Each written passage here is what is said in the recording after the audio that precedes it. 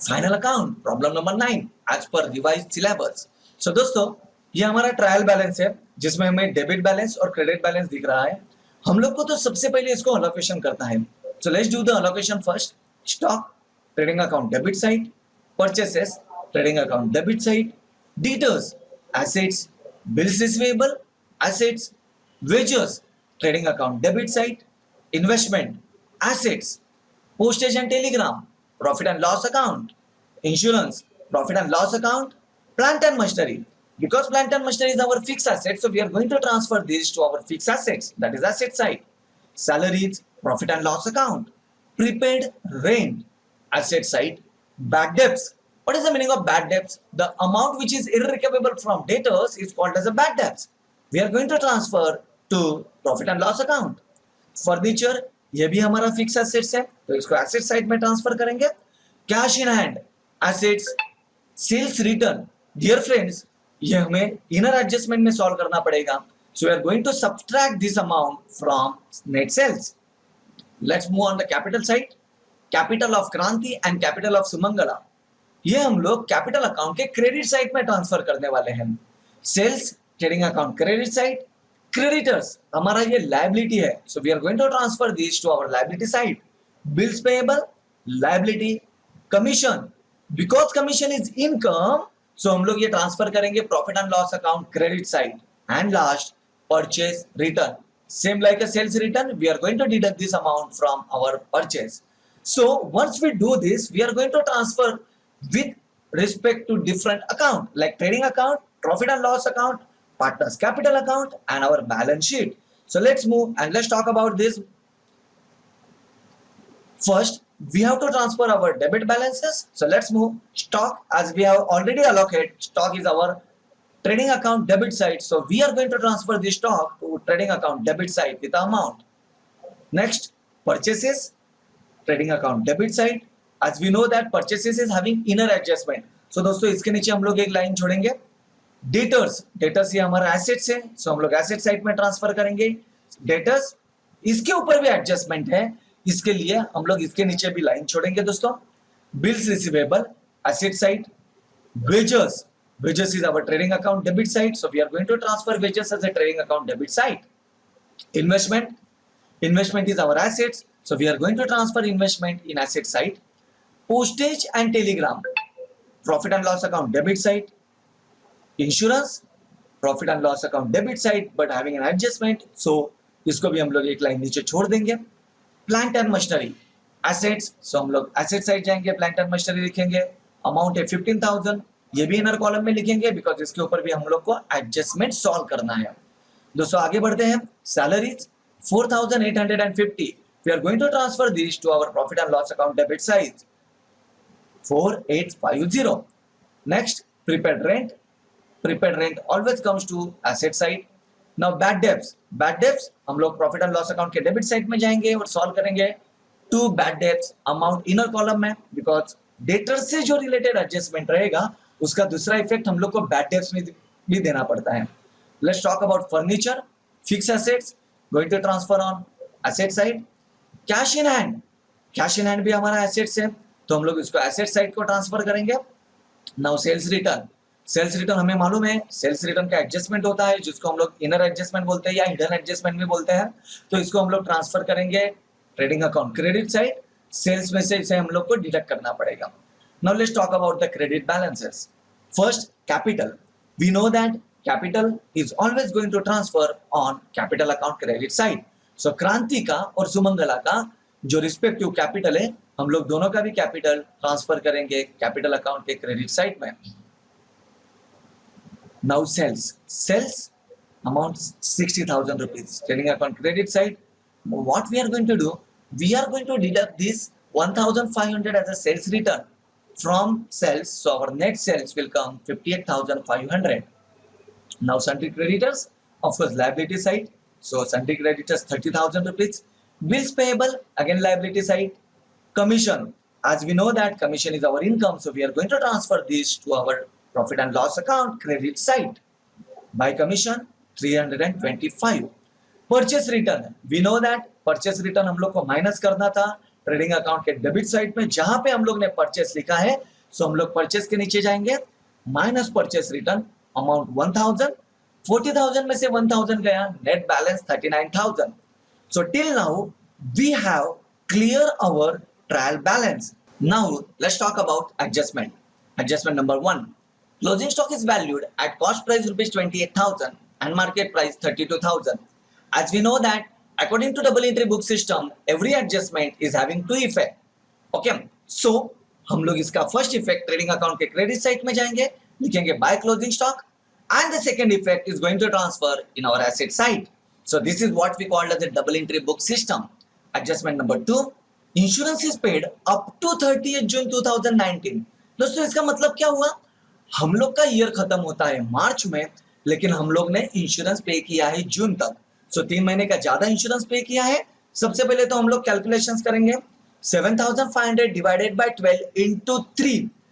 सिर्फ 3 क्यों, 4 क्यों नहीं, बिकॉज अप्रैल मई जून ये 3 महीने का हम लोग ने ज्यादा इंश्योरेंस पे किया है, इसके लिए हम लोग 3 महीने के लिए कैलकुलेट करेंगे, विच कम्स टू 1875.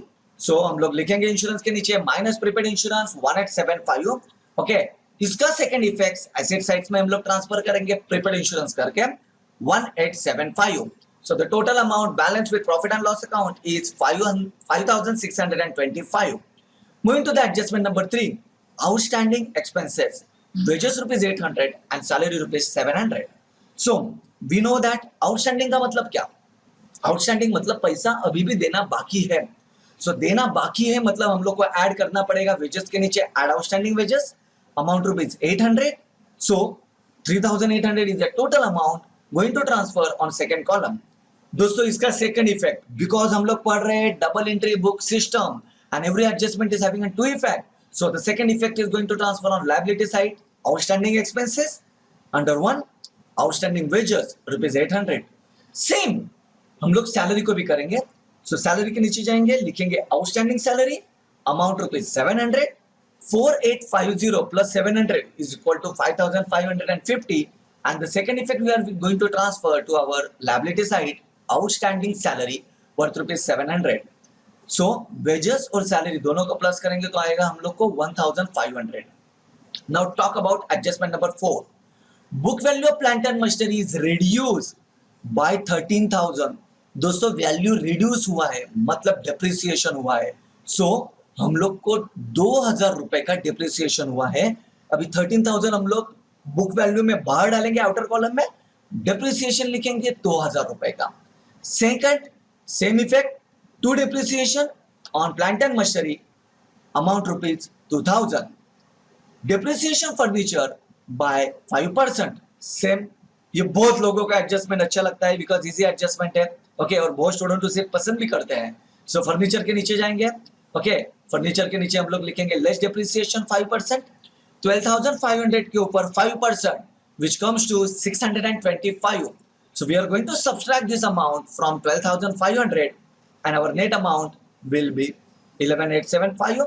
इसका सेकंड इफेक्ट हम लोग जाएंगे प्रॉफिट एंड लॉस अकाउंट के डेबिट साइड में, to depreciation on furniture 625. Adjustment number 6, provide further bad debts. Further मतलब दोस्तों नया, new bad debts worth rupees 800. And we know that bad debts is always connected with debtors. So हम लोग को 800 रुपए नहीं आया, हमारे लिए ये नुकसान है.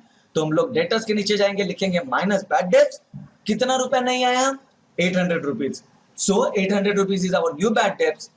Second effect, we are going to transfer to our profit and loss account at new bad debts worth rupees 800. So adjustment number 7 के प्रति जाते हैं दोस्तों. Goods worth rupees 3,000 distributed as a free sample. It is free sample. First effect trading account credit side, and the second effect we are going to transfer to our profit and loss account debit side. This is how, very simple way, we are going to transfer our adjustment. Now let's move to the next part, tally. बहुत सारे दोस्त tally को परेशान हो जाते हैं, वो fear है डर में कि गलत हो जाएगा तो. Don't worry, Ardex is here to help you. So dear, first we need to close our trading account. Trading account की क्रेडिट साइड की टोटल है 89,500 एंड डेबिट साइड की टोटल है हमारी 75,300. दोस्तों दोनों में से जो बड़ा अमाउंट है, क्रेडिट का अमाउंट है 89,500, डेबिट का अमाउंट है 75,300. दोनों में से जो अमाउंट है वो दोनों में साइड हम लोग ट्रांसफर करेंगे 89,500 और 89,500 में से 75,300 गया 14,200। सो ये 14,200 हमारा रहेगा ग्रॉस प्रॉफिट। इतना सिंपल है। Now we know that gross profit को हम लोग को ट्रांसफर करना पड़ेगा प्रॉफिट एंड लॉस अकाउंट के क्रेडिट साइड में बाय ग्रॉस प्रॉफिट करके। Now let's tally profit and loss account. If you look at the profit and loss account credit side, our gross profit is 14,200 and commission 325। इसका हम लोग total करते हैं तो हमें मिलेगा 14,525। डेबिट साइड का टोटल करेंगे तो डेबिट साइड का टोटल आएगा 20,800। दोस्तों यहाँ पे डेबिट साइड ये हमारे क्रेडिट साइड से बड़ा है, तो दोनों भी जगह पे that is our profit and loss account debit side and profit and loss account credit side के बैलेंस पे हम लोग लिखेंगे 20,800। हमेशा ये याद रखेंगे जो भी अमाउंट दोनों में से बड़ा रहेगा वो अमाउंट हम लोग हमेशा ट्रांसफर करते हैं दोनों साइड।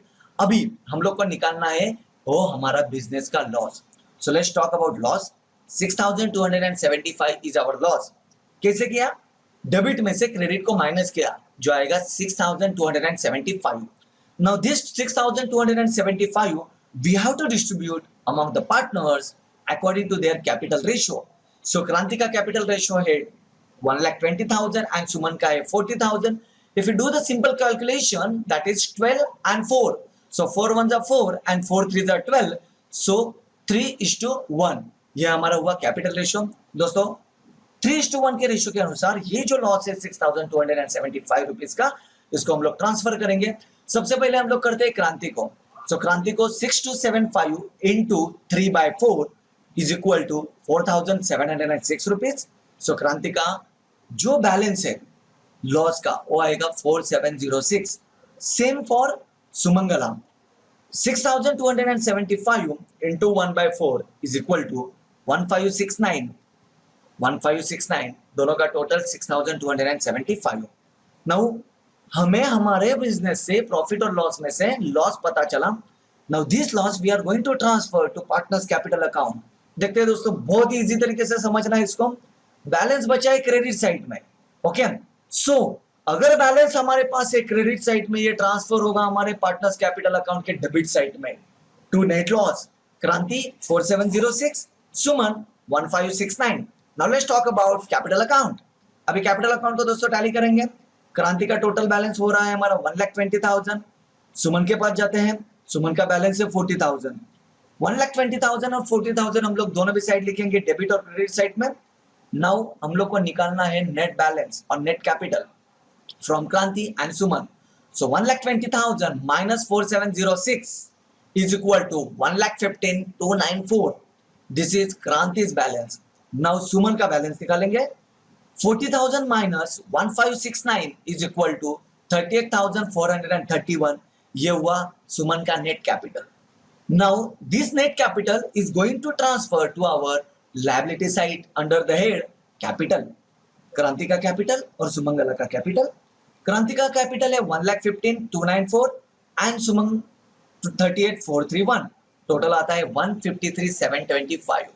दोस्तों बहुत ही शानदार। और लास्ट वाला पार्ट, अगर हमारा बैलेंस शीट टैली होता है तो हम लोग को आउट ऑफ मार्क्स मिलेगा। सो लेट्स सी कि हमारा बैलेंस शीट टैली होता है या नहीं। सबसे पहले हम लोग लायबिलिटी का टोटल करेंगे which comes to 2,02,225। Now let's talk about balance sheet asset side. Same 2,02,225। So yes, हमारा बैलेंस शीट टैली हुआ है। This will help you to understand balance sheet in greater way. Thank you very much.